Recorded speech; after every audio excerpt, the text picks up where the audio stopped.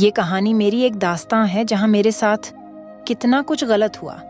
उसके बाद मैंने उन लोगों के साथ क्या किया, क्या हुआ जब पुलिस वाले ने मेरे पति को पकड़ा और उसको छुड़वाने की कीमत मैंने अपनी इज्जत देकर चुकाई। मेरी कहानी कुछ ऐसी है। साहब जी, ये पहरे पर खड़ा चौकीदार कुछ बोलता। उससे पहले ही मैंने कहा, साहब जी, मैं कालू की घरवाली हूँ, उसे पुलिस ने पकड़ रखा है।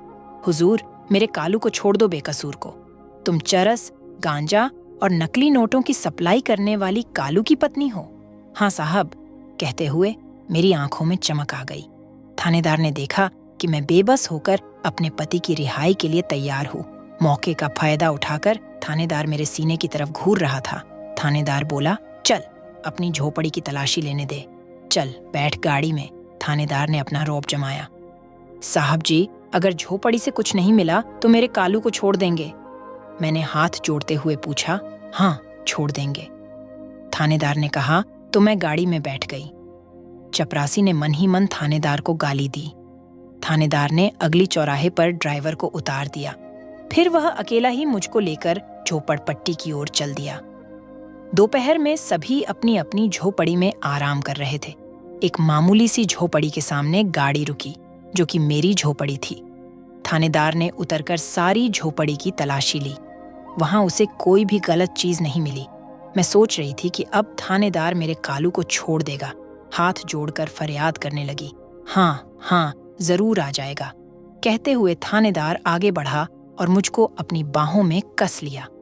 मैं थोड़ा छटपटाई, लेकिन जल्द ही मैंने अपने आप को उसके हवाले कर दिया और वह मेरे वजूद से खेलने लगा। थोड़ी देर बाद थानेदार अपने कपड़े दुरुस्त करता हुआ झोपड़ी से बाहर आया, गाड़ी स्टार्ट की और चला गया। मैं लुट गई थी, मगर मैं करती भी क्या, मेरी भी अपनी मजबूरी थी। मेरी बूढ़ी माँ बीमार थी, घर में कोई इलाज कराने वाला नहीं था। मेरा भाई जहरीली शराब पीने से मर गया था। घर में कमाई करने वाला कोई नहीं था। कालू ने मुझे बीवी बनाने के एवज में माँ के इलाज की जिम्मेदारी ली थी। मैंने जिंदगी से समझौता कर लिया था। मैंने कभी यह जानने की कोशिश ही नहीं की थी कि असल में कालू क्या काम करता है। अब मैंने सोच लिया था कि कालू एक बार घर लौट आए तो उसे गलत काम करने से रोक दूंगी। आज जो कुछ हुआ, मैं उसे एक बुरा सपना समझकर भूल जाना चाहती थी। मैं भूखी प्यासी पति को छुड़ाने के लिए मारी मारी फिर रही थी। मैंने हाथ जोड़े पैर पकड़े, फिर भी थानेदार ने मुझे मजबूर कर दिया था। मैं अगली सुबह ही के गेट पर पहुंच गई। उस समय पहरे पर दूसरा चपरासी खड़ा था। मैंने महसूस किया कि उसकी भी निगाहें मुझे घूर रही थीं, लेकिन मैं बेपरवाह होकर आगे बढ़ी।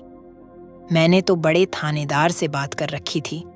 अरे कौन है तू, अंदर कहाँ भागी जा रही है? चपरासी बुलाते हुए आगे की तरफ बढ़ा। तब तक मैं भागकर थानेदार के दफ्तर तक पहुंच गई थी। दफ्तर के बाहर आवाज सुनकर थानेदार बाहर आ गया। वह मुझको पहचान तो गया था, फिर भी अनजान बनते हुए दहाड़ा, अरे कमलेश, कौन है ये औरत? इसे बाहर निकालो। मैंने थानेदार की तरफ ध्यान नहीं दिया। मैं उसको घर बुलाते हुए फरियाद करने लगी, साहब जी, मेरे कालू को छोड़ दो। 2 दिन से घर में चूल्हा नहीं जला। माँ बीमार है हमारा, दूसरा कोई सहारा नहीं है। मुझ पर दया करो। साहब जी, कल आपने कहा भी था। मैं थानेदार के पैरों में झुक गई। मैं कोशिश करके देखता हूँ, मेरे ऊपर भी अफसर है।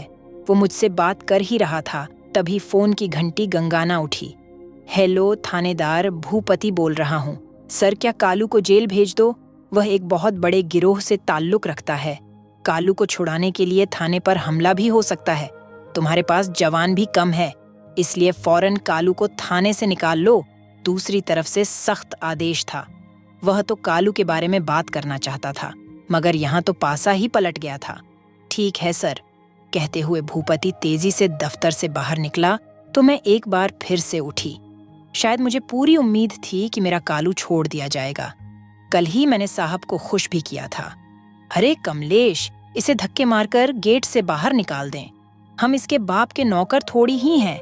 रोती चिल्लाती मुझको पहरेदार ने गेट से बाहर धकिया दिया। उसने मुंह को एक थप्पड़ मारकर चेतावनी दी, अगर ज्यादा हंगामा करेगी तो कालू को उम्र कैद हो जाएगी। अगर चुपचाप चली जाएगी तो 4-5 दिन बाद कालू अपने आप घर आ जाएगा। तुझे यहाँ आने की जरूरत नहीं। मैं रोते सिसकते हुए गेट से बाहर निकाल दी गई थी। पुलिस मददगार के बजाय दुश्मन बन गई थी। कालू ने भी मुझे धोखा दिया था। अगर उसे अपराध करना था तो मुझको जिंदगी के सपने क्यों दिखाए, और मेरी बीमार माँ की जिम्मेदारी लेने की क्या जरूरत थी। मुझको थानेदार और कालू में कोई फर्क नजर नहीं आ रहा था। दोनों ने मुझे धोखा दिया था। दोनों ने मेरी जवानी को लूटा और गुम हो गए।